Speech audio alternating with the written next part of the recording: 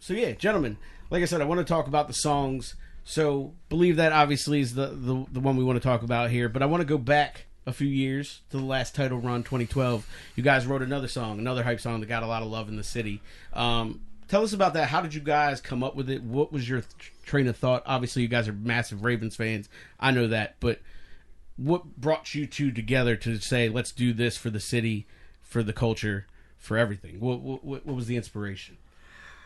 I think back then it was more Kenny had this beat and sent it over, and we had watched a game, and this 2011. This is Cincinnati, last game of the season. The last game of the season, 2011. I'm talking about like the game ended. Yeah. We went upstairs, listened to this beat, and then all of a sudden, just we are the Ravens Nation came to us, and next thing you know, it was just fucking like a fire had started. Like it was all over the place. Like Matt's writing, I'm writing, Kenny's all into it. We wound up going to Foxborough that year for the AFC playoff championship, and then fucking Lee Evans.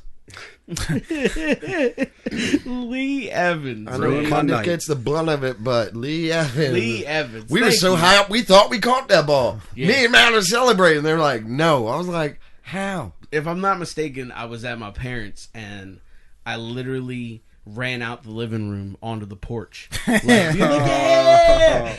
Because I saw it and split second, just turned and ran. And I came back in and he did not catch that football. Yeah. Touchdown pass was in his hands. Got tipped a little bit, but he should have grabbed that. But I know where I was when that happened. So that's like one of those things where they say, a couple times in your life, an event will happen. You know exactly where you were and what you were doing. Yep. That game, that's up there with OJ. It's up there with OJ. I had a little superstitious thing going on where I was just in a bathrobe with like undies and drink Natty Light and stack them up. So I figured it would work, and I kicked all the Natty Lights over. It almost did. That made sense. It almost worked. It did almost work. Yeah, we were in Foxborough. I think we went up. What did you have right there? A Ford Escape. We fit 7 people in a Ford Escape. Jesus 7 people. That's some kind of record. That's a drive too, man. Yeah, his brother laid in the back for half the ride. We had the luggage tacoed up in a tarp going across the top of the Ford Escape. Phenomenal. Not even like the real pouch you're supposed to pack luggage in. Just a tarp wrapped around it. Tarped it. Christ, y'all probably weighed more than the car. Right. Carry more its weight plus some. That's awesome, man. So letting that happen, Richie wouldn't stay in Foxborough. He was like, I cannot sleep in this state. I've got to get out of here. So Tanya, she womaned up. She drove us back to Delaware straight. And then she woke me up and she was like, Fresh, you got to take over. I was like, this drive at this hour wasn't even my idea. Like, I don't even know how we're here. Which brings us to the next year. We updated the Ravens Nation. People are asking for it, every single year. People are like, when are you going to make another Ravens Nation? Nice. They were asking for it the following year. Yeah. And when Ray announced that it was going to be his last ride, we were like, all right, so we definitely got to make another one. 100%. Yeah. So we made the second one, and that one kind of took off a little bit, got everybody pumped. They finally won that championship with Flacco. We went back for that, too. For the Foxborough, yeah.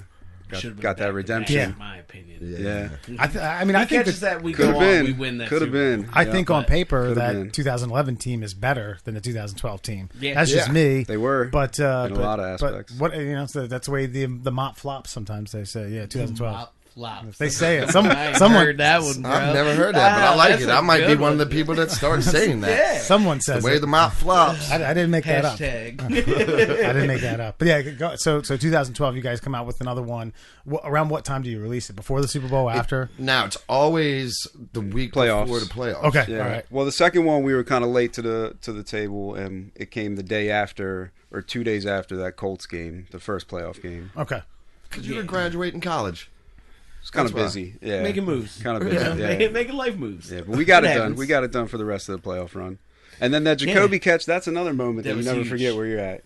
You remember where you were for Jacoby. Yeah. Like, it's funny to have those two back-to-back, Lee Evans and then Jacoby. Yeah. Like the Mile High Miracle. Yeah. I actually think I think that was the game that I punched a hole in the wall because I thought we were going to lose, and then Jacoby caught that. Wow. And Every time I cook, I remember that because my pots and pans still have dents from me walking outside, banging them together with a spoon.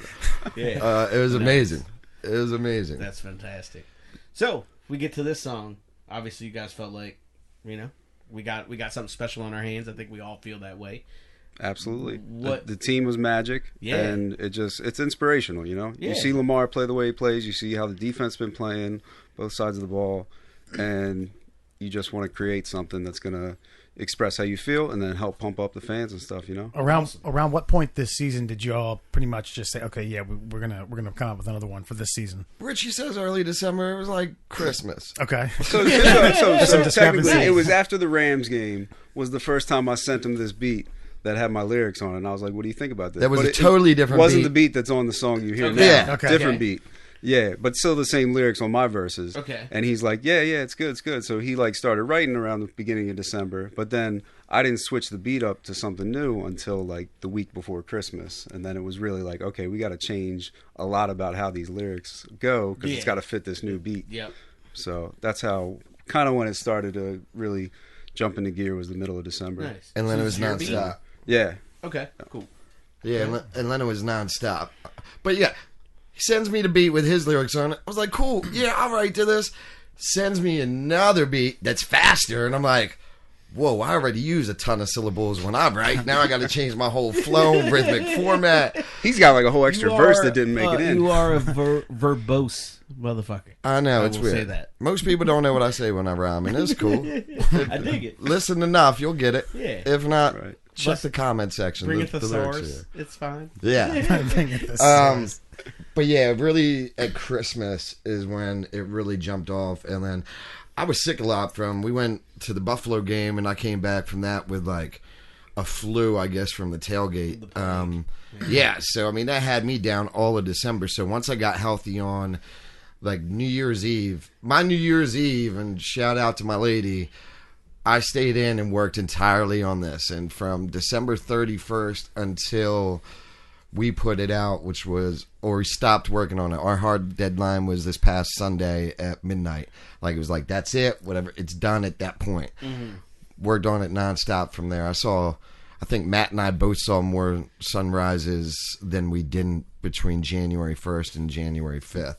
Nice. And then we put it out Monday morning, and whew, Took off. who'd have thought? Yeah, did you guys? I mean, obviously you have expectations. Did this supersede your expectations in terms of traction?